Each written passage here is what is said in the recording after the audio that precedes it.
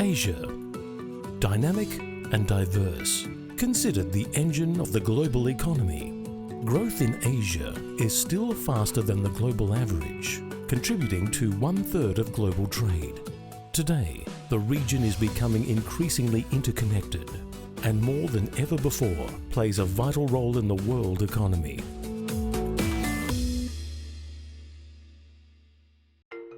Typically, countries that have achieved sustainable economic growth are supported by efficient institutions and sound policies. Often, the quality of these policies depends on the people who are running them. First and foremost, when you think about enhancing policy making in the region, it starts with the people. If you've got good people overseeing policy, that's really a great start. As Asia's financial systems continue to evolve, many countries are seeking training for new staff on macroeconomic analysis and policy design, which helps them assess vulnerabilities and risks. To this end, the IMF work closely with experts and donor partners to provide training. We believe that to get good economic policy making, we need a combination of strong institutions and well-trained people, and together that creates, an environment for policy making that contributes to economic stability and growth, which is really what we really want to achieve at the end of the day. Training for the Asia-Pacific region is provided at the IMF-Singapore Regional Training Institute, or STI. Serving 37 countries, the STI was established in 1998. It is jointly funded by the IMF, the governments of Singapore and Japan, with additional support from Australia. Japan and the Asian regions are closely related to each other. So in that sense, supporting Asian countries is beneficial not only to Asian countries, but also to Japan. In the past 4 years, more than 4,000 officials have attended over 130 STI courses. Learning is not really just in the classroom, but also with the interactions and the sharing of experiences with the participants, and that is something that our employees really value.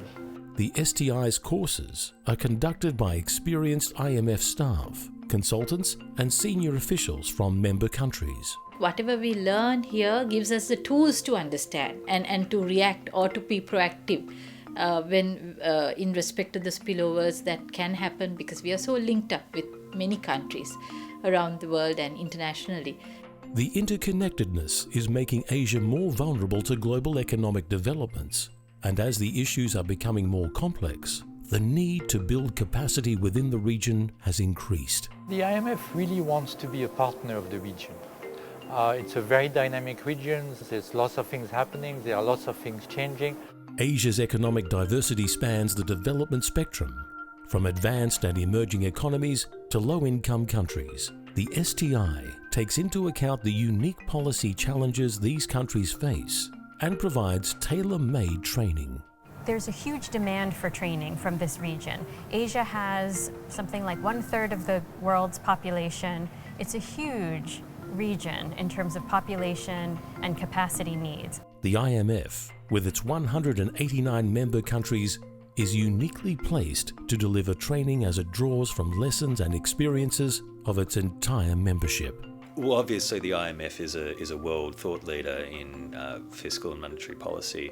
However, it's also a neutral thought leader. It doesn't provide you with the Japanese view or the American view or the European view or the Australian view. It provides you with a global view that's made up of every one of its member states.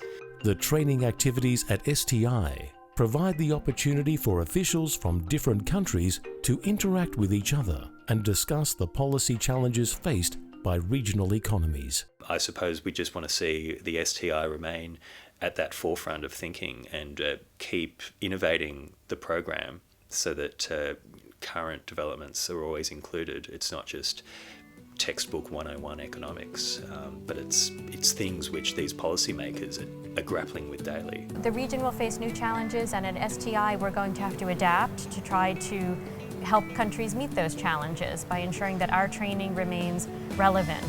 Japan would like to support IMF and the STI continuously from now on.